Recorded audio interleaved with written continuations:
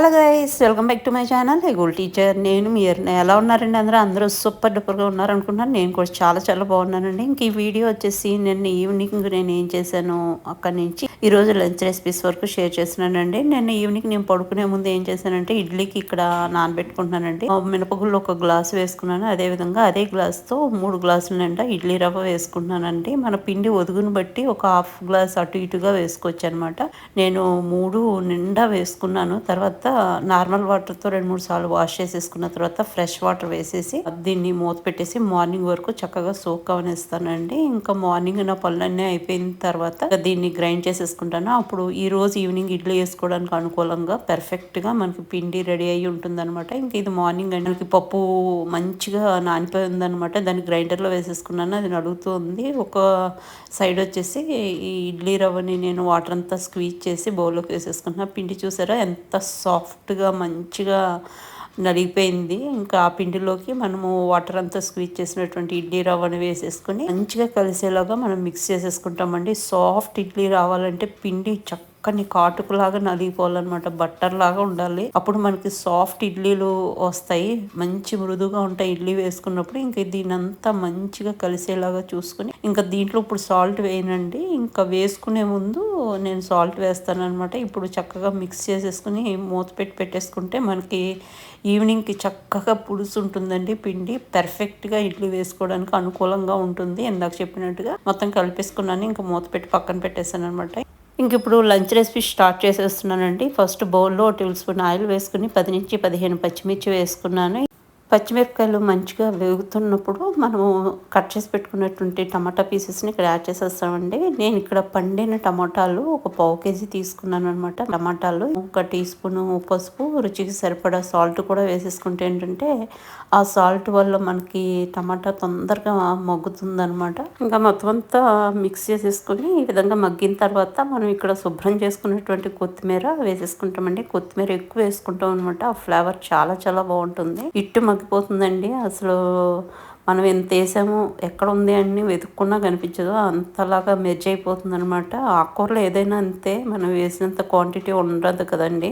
మీరు కూడా చక్కగా మగ్గిపోయింది. ఇప్పుడు 8 నుంచి 10 వరకు వెల్లుల్లి డబ్బులు యాడ్ చేసుకున్నాను. అదేవిధంగా 1.5 టీ స్పూన్ జీలకర్ర కూడా ఇక్కడ వేసేసుకుంటానండి. వాటర్ కనిపిస్తుంది కదా, ఆ వాటర్ అంతా ఎగిరే వరకు నేను ఉడికించేసుకుంటాను. ఇంకా మనకి టమాటా గ్రైండ్ చేసుకోవడానికి రెడీగా ఉంటుంది. కాకపోతే చల్లారిన తర్వాత మనము గ్రైండ్ చేసుకుంటే బాగుంటుంది అనమాట. నేను ఈరోజు కలంలోనే గ్రైండ్ చేసుకుంటున్నానండి, మిక్సీలో వేయట్లేదు. ఇంకా ఇది బాగానే వాటర్ కూడా ఎగిరిపోయింది, చూస్తున్నారు కదా, వాటర్ అసలు కనిపించట్లేదు. ఇంకా దీన్ని మనము కాస్త చల్లానిచ్చి మనము గ్రైండ్ చేసేసుకోవచ్చు. మీరు మిక్సీ జార్లో వేసుకోవచ్చు, లేదా ఈ విధంగా కలంలో కూడా నూరుకోవచ్చండి. ఇంకా పచ్చడి అయితే రెడీ అయిపోయింది. దీనికి పోపు చేసేస్తున్నాను. ఇందాక మనము పచ్చిమిర్చి, టమాటా, కొత్తిమీర మగ్గించుకున్న గిన్నెలోనే 1 టేబుల్ స్పూన్ ఆయిల్ వేసేసుకుని దాంట్లో కచ్చపచ్చ దంచుకున్న వెల్లుల్లి డబ్బులు ఒక 5-6, మినపప్పు, జీలకర్ర, ఆవాలు, ఎండుమిర్చి, కరివేపాకు వేసేసుకుని అది దోరగా మంచి కలర్ వచ్చిన తర్వాత మనము గ్రైండ్ చేసుకున్నటువంటి మన టమాటా, కొత్తిమీర, పచ్చిమిర్చి పచ్చడిలో యాడ్ చేసేసుకుంటామండి. ఎంత రుచిగా ఉంటుందో పచ్చడి చెప్పలేను. కళ్ళంలో నూరుకుంటాం వల్ల ఏంటంటే మనకి ఆ వేసిన ఇంగ్రీడియంట్స్ అన్నీ కూడా చక్కగా కనిపిస్తూ ఉంటాయి అనమాట. కచ్చపచ్చని అడుగుద్ది కదా. మీకు మిక్సీ జార్లో వేసుకున్నా కూడా నో ప్రాబ్లం అండి. ఆన్ ఆఫ్ మెథడ్లో మీరు గ్రైండ్ చేసేసుకుంటే సరిపోతుంది. పోపు వేగిపోయింది. నేను పచ్చళ్ళు ఇక్కడ యాడ్ చేసేసుకుంటున్నాను పోపుని. ఇంకంతేనండి, టమాటా కొత్తిమీర పచ్చడి అయితే రెడీ అయిపోయింది. సూపర్ డూపర్ టేస్టీతో ఉంటుంది. రైస్లోకి బాగుంటుంది, ఇడ్లీకి బాగుంటుంది, దేనికైనా సరే సూపర్ కాంబినేషన్. ఇంకా నేను ఇక్కడ ఒక గ్లాసు కందిపప్పును ఉడికించేసుకుని మిక్సీ జార్లోకి తీసేసుకున్నానండి. అదే కుక్కర్లో ఆనియన్ చీలికలు, పచ్చిమిర్చి చీలికలు, తర్వాత మునక్కాయ ముక్కలు ఇక్కడ యాడ్ చేసుకున్నాను. బేసికల్గా సాంబార్ ప్రిపేర్ చేస్తున్నాను అనమాట. దానికి పప్పు ఉడికించుకొని పక్క తీసేసుకున్నాను. మిక్సీ జార్లో అది వేసుకున్నాను.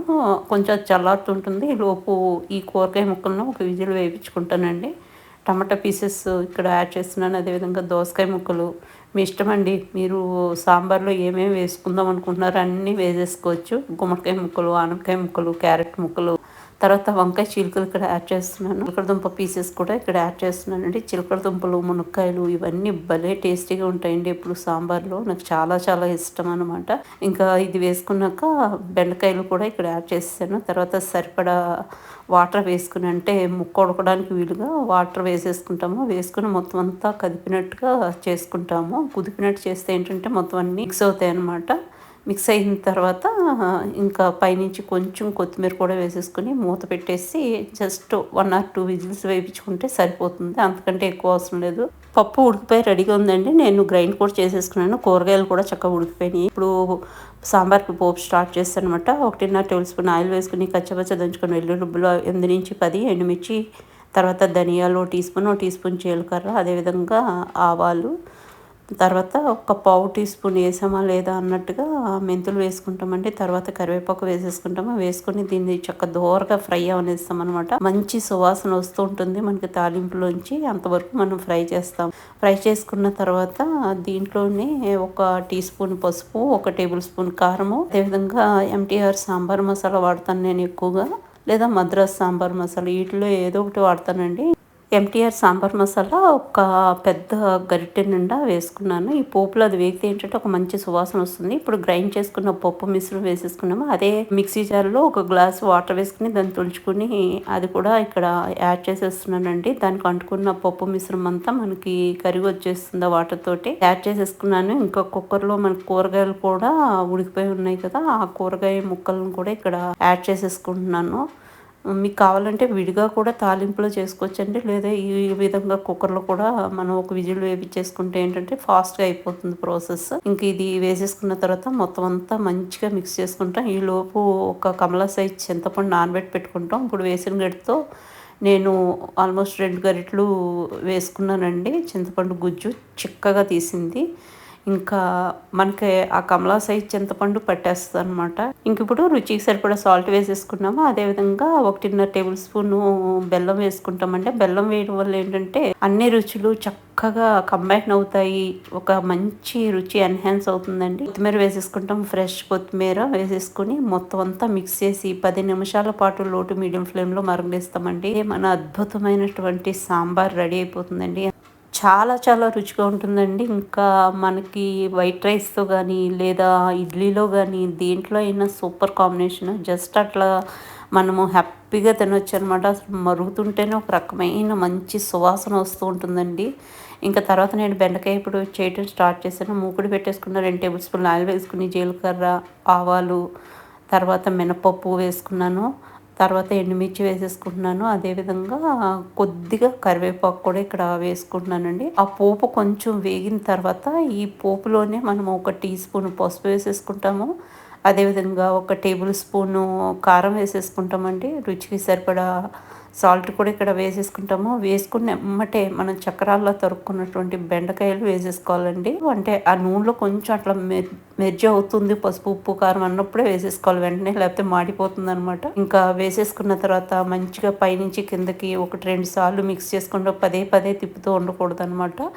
ఇంకా దీంట్లో ఒక హాఫ్ లెమన్ చెక్క మనం పిండుకోవాలి. ఆ క్లిప్ మిస్ అయింది. నేను డెఫినెట్గా ఎప్పుడు బెండకాయ ఎప్పుడు చేసినా అది పిండుతానండి. అప్పుడు ఏంటంటే ఆ జిగురు అనేది తగ్గుతుంది. చూసారా కలర్ మారిపోయింది. మంచిగా మనకి బెండకాయ ఇప్పుడు రెడీ అయిపోతుందండి. ఇప్పుడు నేను ఆల్రెడీ ఒక గుప్పుడు వేరుశనగ గుళ్ళు ఫ్రై చేసి పెట్టుకున్నాను. దాని పైనుంచి వేసేసుకున్నానండి. ఇంకా బెండకాయ ఇప్పుడు రెడీ అయిపోయింది. ఇంకా తర్వాత పండుమిర్చి చట్నీ గురించి నేను లాస్ట్ వీడియోస్లో ఆల్రెడీ షేర్ చేశానండి. ఒక 1/2 కేజీ పండుమిర్చి తీసుకుని శుభ్రంగా వాష్ చేసుకుని డ్రై అయిన తర్వాత ఈ విధంగా కట్ చేసుకుని పెట్టుకున్నాను అనమాట. దానికి ఒక ఆరెంజ్ సైజ్ చింతపండు, ఒక 1/2 కప్పు సాల్ట్ యూజ్ చేస్తున్నానండి. పండు మిర్చిని మనం ఈ విధంగా తరుక్కుంటే ఏంటంటే మిక్సీ జార్లో ఈజీగా గ్రైండ్ అవుతుందన్నమాట. మీరు నార్మల్ సాల్ట్ బదులు రాక్ సాల్ట్ యూజ్ చేసుకోవచ్చు.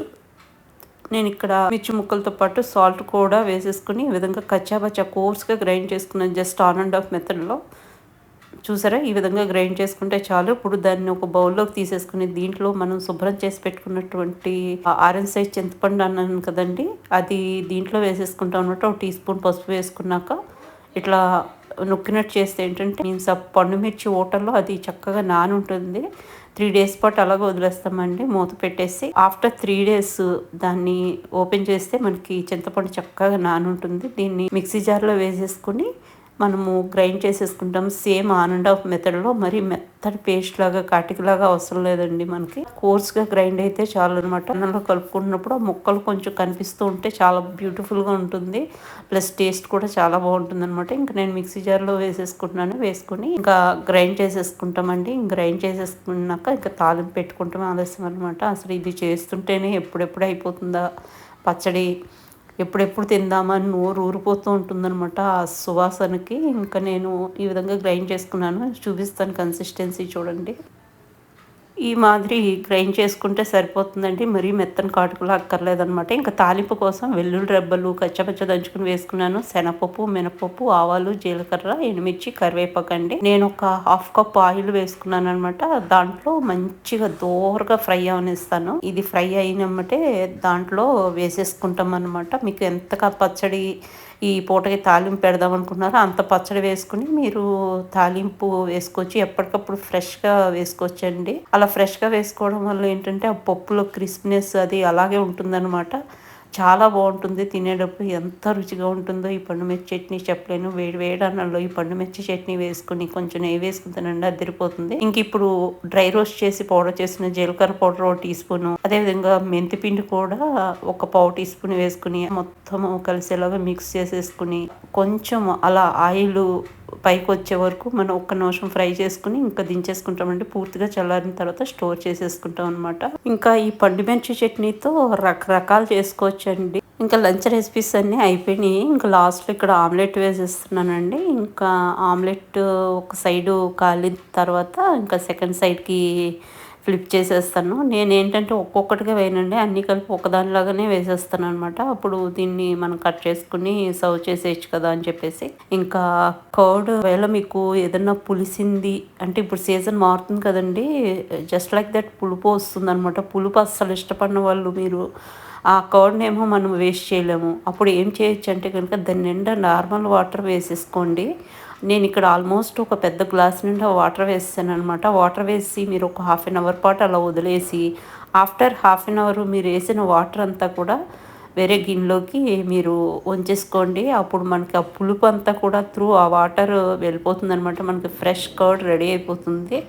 ఈ టిప్‌ని మీరు ఫాలో చేసి చూడండి. ఎప్పుడైనా మీకు అవసరం పడితే. ఇంకా మా లంచ్ రెసిపీస్ అన్నీ అయిపోయినాయి. వేడి వేడిగా లంచ్ సర్వ్ చేసేస్తున్నాను. నేను ఇక్కడ బెండకాయ వేపుడు, తర్వాత టమాటా కొత్తిమీర పచ్చడి, ఉసిరికాయ పచ్చడి అండి, చిన్న ఉసిరికాయ పచ్చడి, పండు మిర్చి పచ్చడి, రైసు, ఆమ్లెట్, ఇంకా దీంతో పాటు సాంబారు, పెరుగండి. ఫ్రెండ్స్ ఇదండి ఈరోజు వీడియో. మీకు ఈ వీడియో నచ్చితే కనుక లైక్ చేయండి, షేర్ చేయండి, సబ్స్క్రైబ్ చేయడం మాత్రం మర్చిపోకండి ఫ్రెండ్స్. మళ్ళీ సరికొత్త వీడియోతో నేను ముందుకు వస్తాను. అంతవరకు సెలవు. Thank you very much.